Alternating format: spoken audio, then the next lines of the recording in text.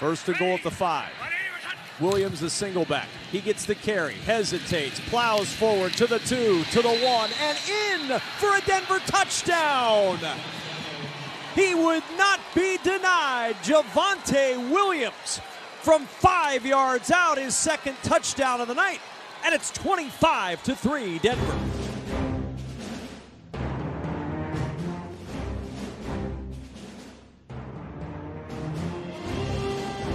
That was Javonte Williams scoring his second touchdown of the night. A low moment in a series of low moments for the New Orleans Saints on a Thursday night to forget in the Superdome. 33-10, the Broncos end up winning this game. Jake Hayner's in at the end and put some lipstick on a pig in what was one of the lowest moments in Saints history. And that is a lot of low moments in this history, but my God, I don't know if this was the worst night to have the Saints Block Party podcast on or the perfect night to have on the Saints Block Party podcast. That's right. It's my friend Adam West and Ryan from the Saints Block Party podcast. Of course, that was Kevin Kugler from Westwood One. Fellas, I'm sorry, I guess, is how I'll start with this one, Adam. No. I want to start this one I like throwing facts out there, right? I don't have a producer, but I'm just going to throw some facts out here for DA's Saints tenure. Since he got hired as head coach, he has beaten 4 teams with winning records. 4. Those teams were the Seattle Seahawks in 2022, were the Taysom game where he went supernova. The Indianapolis Colts last year, quarterback by Gardner Minshew. The Philadelphia Eagles, who were 14-3, but that was also Gardner Minshew was starting that game in 2022, and the Bucks last year towards the end of the season. Those are the only teams that he has beaten as head coach. Furthermore, this is the first time that the Saints have lost back-to-back games at home by more than 20 points since 2001. Ooh, that was my senior year. I don't think I had season tickets that year. I had season tickets one year, but I did go to a few games that year. And yeah, not a great era of Saints football. There was some buzz that there was some fire Dennis Allen chants there. There was a paper bag at the end of this game. There was an SOS sign. It was rough, but I come back, Ryan, to the fact that on a night where they were honoring Drew Brees, that's where really this all comes back to for me. On a night where Drew Brees was in the booth with Amazon, on a night where Sean Payton is in the building, for this to all happen tonight, that night, I just think that actually crystallizes everything, because ownership is in the building. Gail Benson is in the building, and to have that low a moment while you're celebrating the highest moments of your franchise's history with the best player in franchise history, Drew Brees there, I think it spells the end of Dennis Allen, maybe even this week, maybe even after this game. Am I crazy?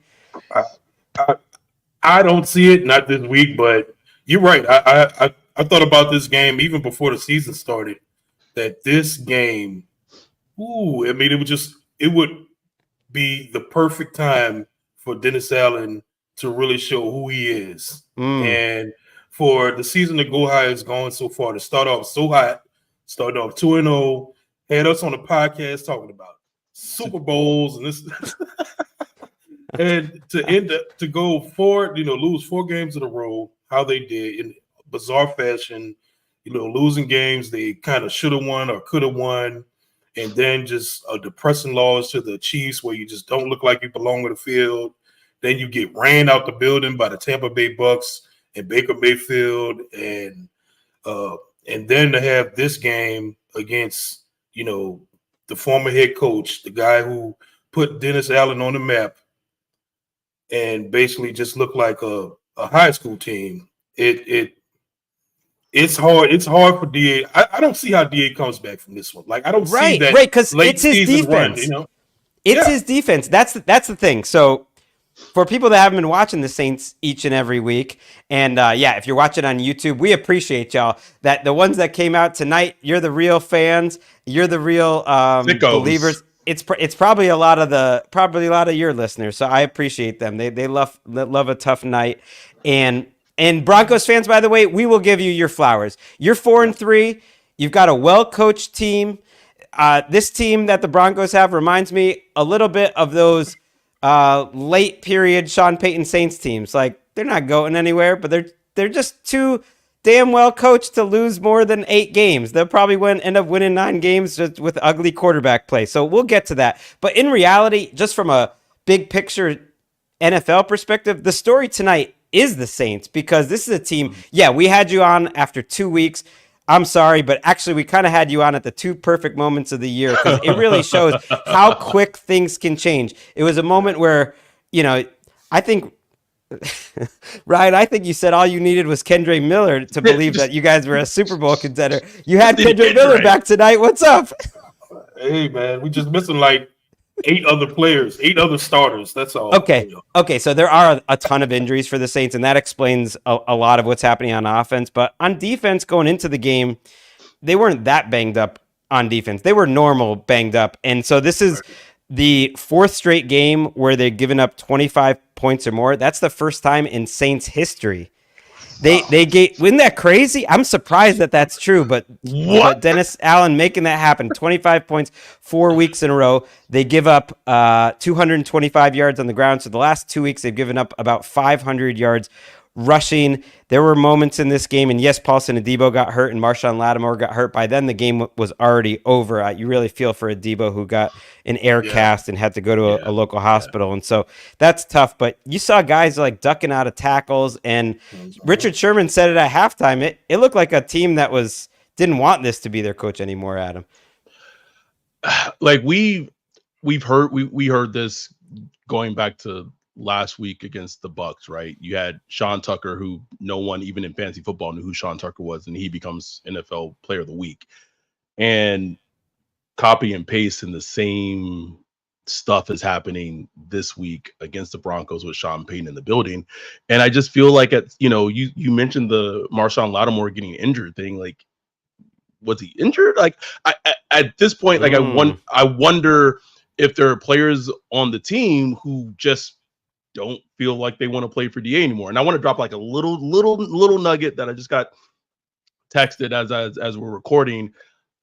I'll say this. I don't know how you can reasonably assess and evaluate Spencer Rattler with behind this line and with no receivers, but it seems like the team may want to get a look at Jake Kaner going into that next game against the Chargers. So Rattler left the game with about 2 minutes to go. He was having his side checked out. He got hit a bunch. He ends up 25 for 35 for 172 yards. They obviously didn't score enough. They didn't move the ball great against a good Broncos defense. He didn't look terrible. I mean, his top receivers are Cedric Wilson, Mason Tipton, Bub Memes, and they're missing 2 or 3 starting offensive linemen against one of the best pass rushers in the league. And he got thrown around, but actually when he got a chance to throw the ball and he wasn't under pressure, he looked pretty good. He made a few plays with his leg. I mean, if you're looking at him versus Bo Nix tonight, sorry, Broncos fans, it's not like you saw like a bunch of separation between those two quarterbacks. It was just absolutely everything else that was going on in this game. But yeah, I don't know, man. You guys seem a little too calm. I don't know if you're just giving like NFL Daily energy, because if it was Saints block party energy, like we'd be hearing, Adam getting up, up in the octaves and everything, I mean, that's coming later, but I'll say this. We're here. How does he have a job after tonight? He should not leave the building having a job. And this is not me. I'm not the one. I hear, well, we're asking for DA to be fired, and what about like his family, and they're gonna have to switch like their schools. Like, we're fans. They'll be fine. Like, at this point, the thing that Ryan and I have talked about is that since Dennis Allen has been hired, there has been a continual tear down of the culture that Sean Payton has built. couple of days ago, Mickey Loomis goes on WWL and talks about, you have to look beyond the wins and losses and look beyond all this. And Bobby Hebert is like, what are you talking about? Like, what, like it felt delusional. And I know a lot of the heat's going to be put on Dennis Allen, as it rightfully should. But like, as you mentioned in the preview, talking with Jordan Rodriguez, talking with Colleen Wolfe, Mickey Loomis is like the big bad behind all of this because of the power that he wields, because a lot of the decisions that he's made has led the Saints to be where they are. So even if they fire Dennis Allen, as a Saints fan, you just have to hope that either Mickey Loomis goes into a higher role and that's non-football related, or that he just lucks out and hires a head coach that has the football brains that can put him in check, like the coach he did with Sean Payton that was across. How much higher can he get? He's like the owner. He's like essentially like an acting owner. He reminds me of Pete Carroll in Seattle, who I always thought was as close to an acting owner after the death of their previous owner. I think there's some similarities here. Yep. I think Gail Benson's more involved, but I think Mickey Loomis, it's fair to say, has about as much power as almost any executive or any really like team president in the league, because he's been there so long. He's been involved in he's been involved with the Pelicans and stuff. And Ryan, you pushed back at me on Twitter when I said, like, the question is, to me, is Mickey Loomis going to survive all this? Because Dennis Allen is his guy, and there's a thought process that, like, he kept Dennis Allen because that's like a coach that's not going to push back on him, that helps him keep that power. And you were like, no way is Mickey leaving, which is crazy, because I think the rest of the league looks at this and probably thinks like, wow, this is a situation where it's finally maybe over. Yeah, you would think, in a normal franchise, but not with the Saints. And look, you talking about Mickey Loomis, this is a guy that's in Gail Benson's will. He would be the executive of will if, Dennis Lucia, the other president, weren't there. Like, he's not going anywhere. Now, will he be the Saints GM? Will he move on to some other role? Team director of sports engagement? Who knows? Like, just something besides running the football operations. And the thing about, having such a strong footing like he has, where's the accountability? Who holds him accountable? We don't know we know Gail Benson is involved, but we don't know how much he hears from outside the building, since she's so insulated within New Orleans. It's like, who's going to check Mickey Loomis? Well, she was there today because Drew Brees had a Hall of Fame luncheon where they officially put him into the Saints Hall of Fame, and Sean Payton and a whole crew of ex-Saints. Joe Lombardi was there. Pete Carmichael, all these guys that used to coach for the Saints, they kind of crashed the party, and Gail knew that it was there. He said that so the owner knew that he was going to come there, and it's, on one hand, it's kind of awkward if you're an outsider. On the other hand, it makes total sense. Those are the people that were there with Drew Brees, and that's cool. It was fitting that Sean Payton was there tonight. As bad of a game as it was supposed to be this great night in terms of celebrating Drew Brees, but instead it became a really crazy whiplash of a segment of this game. So let's go back to the end of the first half and talk about how that ended.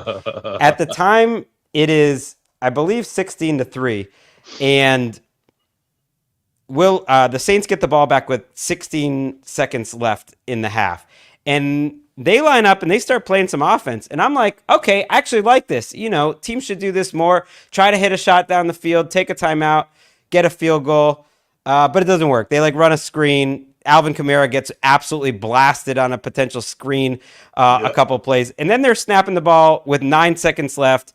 They throw another pass. There's 4 seconds left. The half is essentially over. They got 70 yards to go. And they take a timeout. And if you're watching on YouTube, you could see Spencer Rattler mouthing, "What are we doing?" And that's what everyone in the building was saying. What are we doing? Because after that timeout, where DA starts looking around as if he wasn't the one that took the timeout, they just kneel on the ball. So they took a timeout for everyone in the crowd to be like, what the hell? To kneel on the ball. And then they kneel on the ball, and the crowd just starts booing like crazy. And it's a low moment. They're booing like crazy. Cut to 10 minutes later, they do the ceremony for Brees. It appears to get a really good reaction. Shout out to the Saints fans that were there. Let's actually listen to Drew Brees doing his old war chant with the crowd. Here we go. 1, win. 3, win. 5, win. 7, win. 9, win. Win. Win. Win. Yo, shout out to Drew Brees, because him getting the crowd to get up like that in that moment. Now, I wasn't there, so I don't know how loud it was or whatever. That's one of the best examples of love that crowd could ever show, because there was not many people in the mood for that. And from the sound of it, from the reporters there, a lot of people stayed for that ceremony. And then left. They yelled. Yes. And they were like, we're out. It wasn't even that big a blowout. It was 16-3, but they left. So that just shows you, Ryan, how much that city loves Drew Brees, that they did that in that scenario. What a crazy just whiplash that was. Yeah, just the juxtaposition of just those memories of with Drew Brees, all the winning that happened, just a completely different time that we're in now. And it's like, here's reality about one of my guys I follow on Twitter, been following for a long time. He always, after Drew Brees retired and we were complaining about Jameis Winston or something on Twitter, and he was like, shut up, this is how the rest of us live. You know what I'm saying? Because he's like a Titans fan. I was like, that's a good point. We've been so spoiled, the last 15 years with Drew Brees, and this is how life is when you don't have a franchise quarterback. It's hard to find a great coach. It's just a tough life, but I'm hoping that, Spencer Rattler becomes something. I do see talent there. Would he be like a franchise quarterback? Too hard to say right now, too early to tell. It's too hard to evaluate him right now. But I think hopefully when the Saints do get a little more, a few injured players back, like Eric McCoy, Taysom Hill, some of the offensive line, Chris Olave, maybe you can start to evaluate Spencer Rattler a little better. That's the most important thing for this season to me. Wow. Yeah, it's a good point. And since we last did a podcast, Rashid Shaheed is out for the season, which is just such a killer injury for the Saints. We found out later in the week that he was going to undergo surgery, so that's worst case scenario. And this is a receiver group going into the year that I thought after the top two was as thin as any in the league, and then you're missing your top two. Olave should return after that concussion, but the defense is really what gets you. And I'm looking up at my screen, and we'll have to check out how this interview went later, but Sean Payton is on the desk with the Amazon crew in the Superdome. And it's crazy. And, Adam, your buddy Nick Underhill wrote a great column this week. Wow.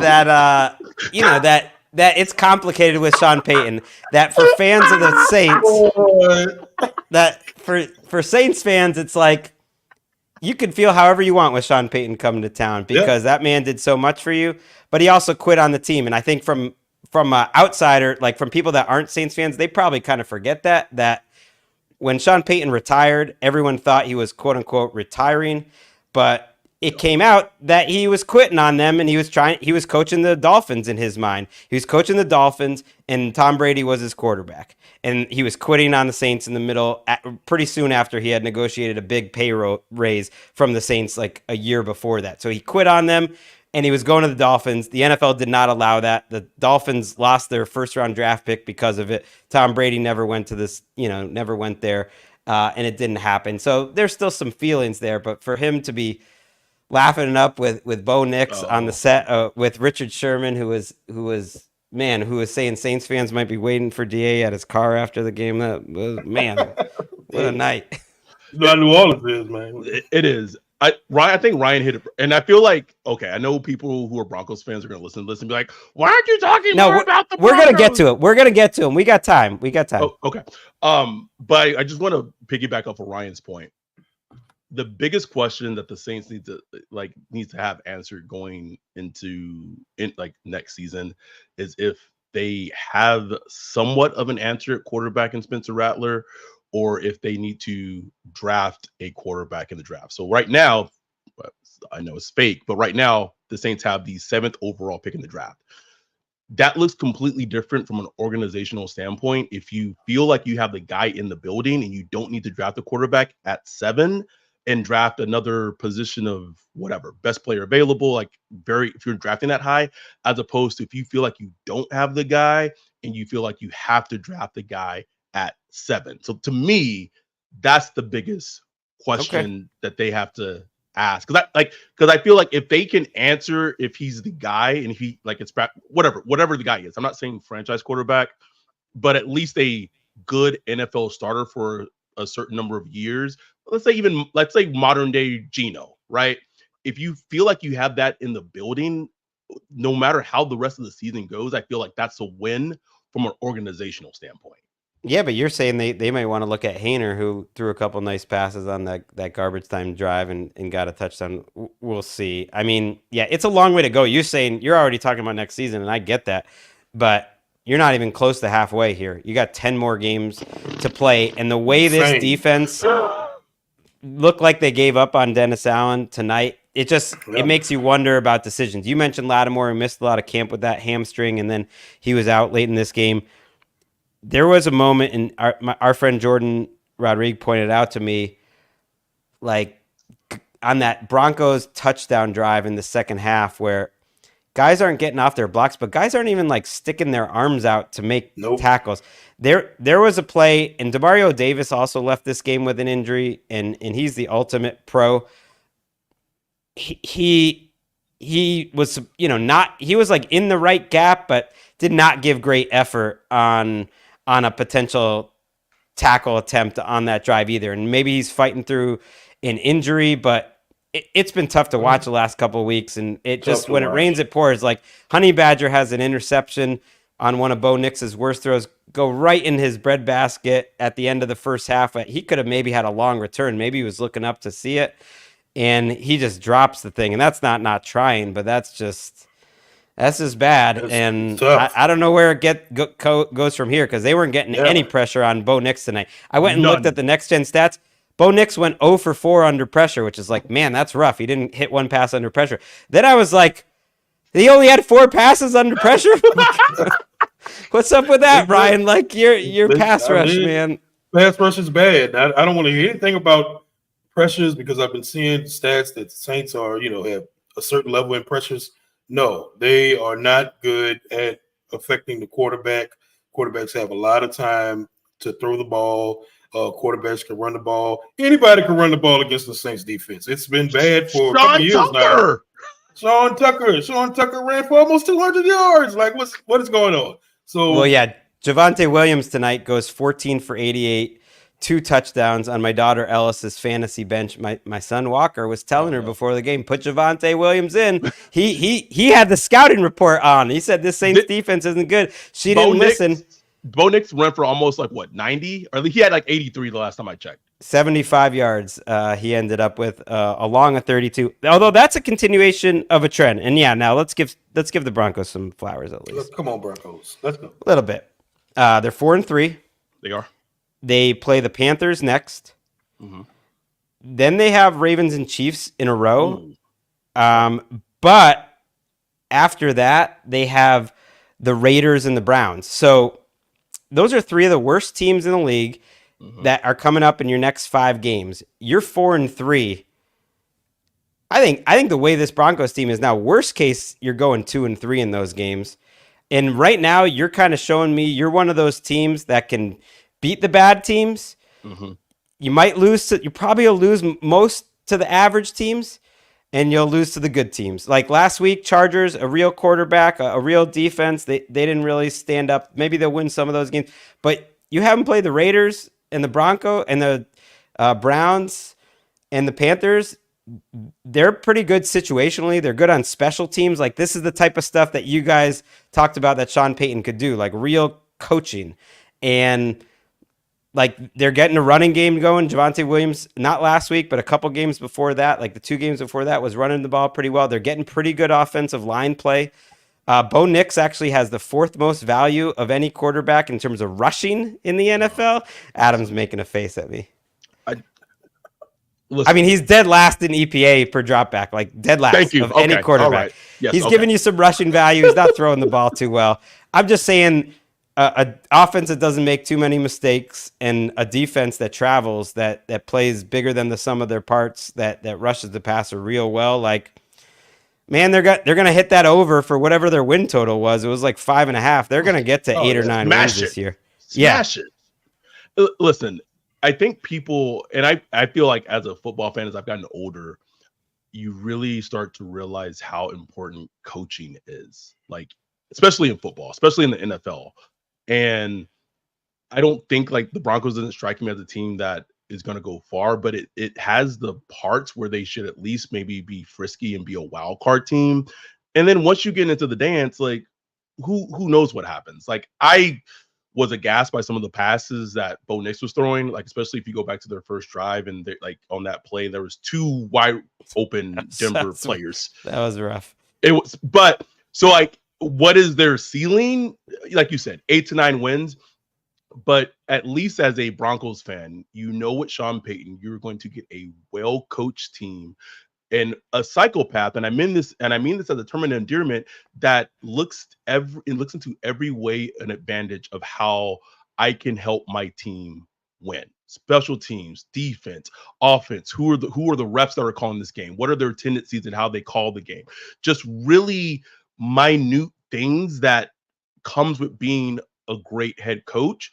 And I feel like as a Broncos fan, you can't ask for more. And I also feel like Broncos fans, there may be like Broncos fans who are not big fans of Sean Payton as a head coach. Oh yeah. That seems to be like very prevalent, but there aren't many people that approach the game and approach game day like he does.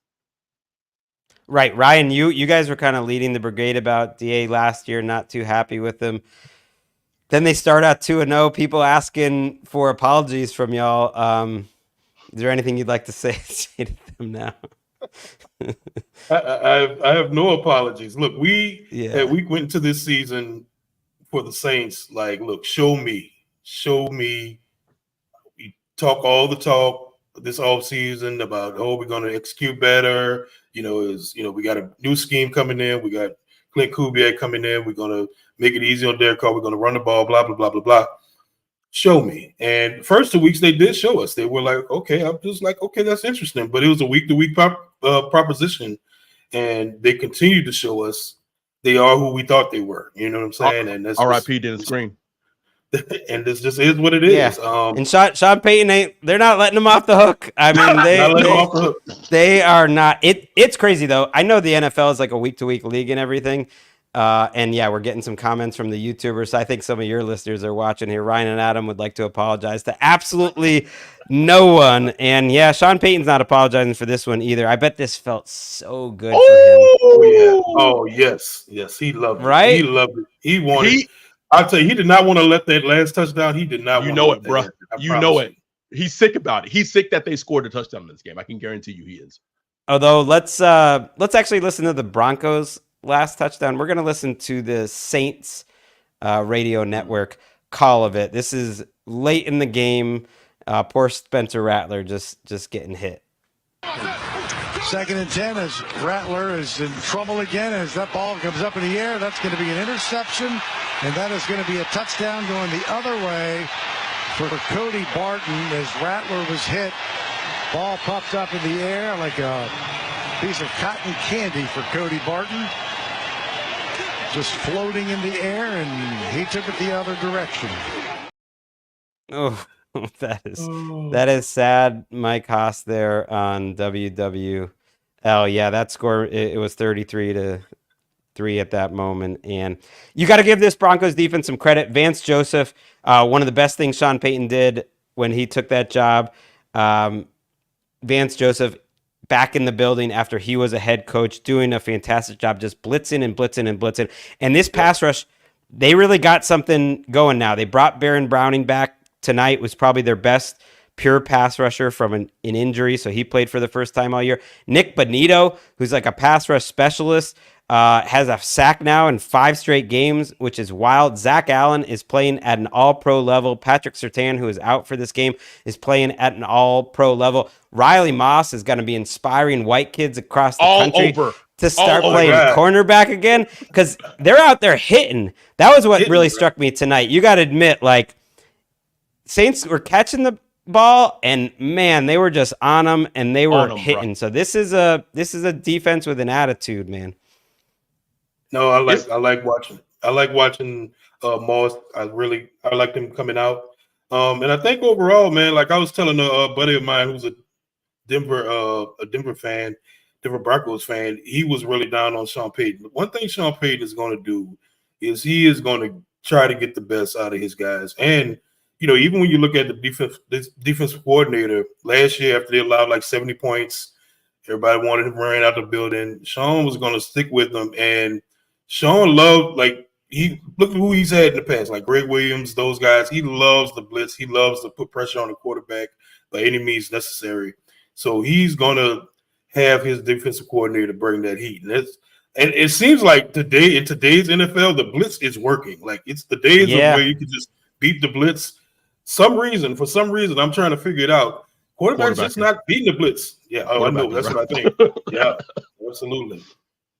Some people in the comments getting on us for picking on Knicks, and I'm just thinking, I'm looking at these Knicks stats. It was actually 0 for 5 under pressure, so there was one more pressure. Did they watch the game, Greg? Did they watch the game? I know, because that interception that he should have thrown to Matthews, some of the throws early. Here's the telling stat from Knicks tonight, and they've really done a good job coaching around him.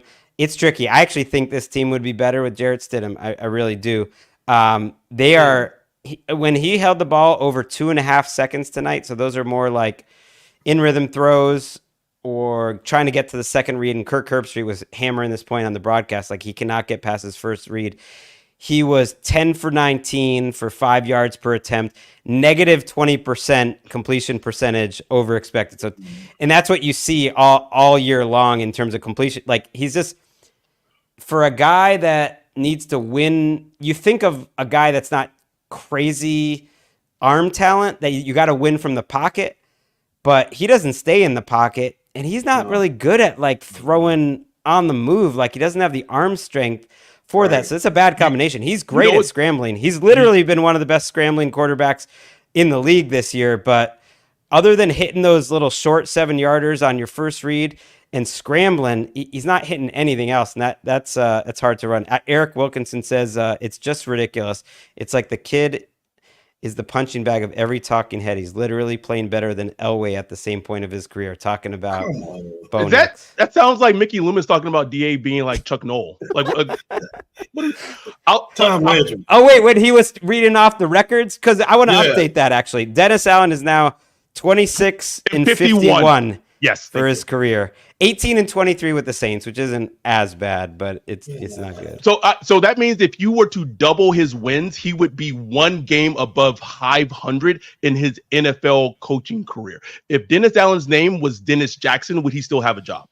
No, absolutely not. So wait, if Dennis Allen won 10 straight to finish the season, and then 3 playoff games, that's 13 wins. So if they won the Super Bowl, and then they started out next year 13-0, then he would be above 500. Won the Super Bowl without a loss. I don't think that's happening. Sorry, this is dark. Here's the crazy thing when you're talking about Bo Nix, and I'm not saying this like as a certainty, but I believe if you were to like switch Spencer Rattler and Bo Nix, and he was the Denver quarterback, I think football fans and football media would think about the Broncos a little differently, just a little bit, if he was a quarterback rather than Bo Nix. Yeah, I agree. Nix hasn't shown enough consistently as a passer, so Broncos fans want to give him a ton of credit for winning. Like, y'all been down that road before. It was a man named Tim Tebow that we had this argument about who gets the credit for the wins, the quarterback or the team, because people were telling us that he had just some magic sauce. All right, I don't want to hold you any longer. You guys are taping a Saints Block Party podcast later tonight, right? Right after this. And you're in Mobile, right, Ryan? Yeah. It's almost 11 o'clock, but I'm ready to go. Okay. After seeing how those UK folks do it, where they're doing their post game shows at like 1 a.m, or the primetime games ending at 4:30 in the morning, that's crazy. I was like, okay, this is light work for you, but this is one of the great reasons to live on the West Coast. I know that is Adam true. feels me there. That is very true. All right. Well, I appreciate everyone who tuned in to the live stream. Appreciate everyone who listened to the podcast all week long. We will be back on Friday. I have my pick show with Cynthia Freeland, and then, of course, our Sunday night recap. Adam, Ryan, thank you. Appreciate you guys. Peace. Much love. See you next Peace. time. Check out the Saints Block Party podcast. When they're asking him to get fired, football is back. See you next time.